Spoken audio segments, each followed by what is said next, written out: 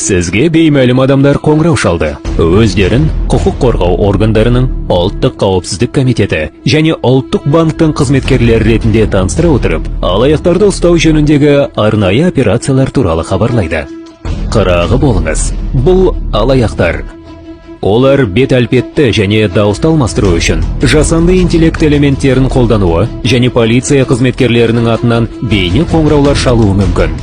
Есіңізде болсын, құқық қорғау органдарының, ұлттық қауіпсіздік комитеті және ұлттық банк қызметкерлері ешқашан WhatsApp мессенджер арқылы қоңырау шалмайды және қауіпсіз шоттарға ақша аударуды сұрамайды.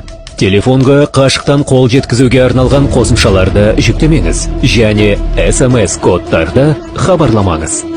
Сіздің атыңызға ешкім мәжбүрлеп несие рәсімдей алмайды. Бұл арнайы операция емес, алдау.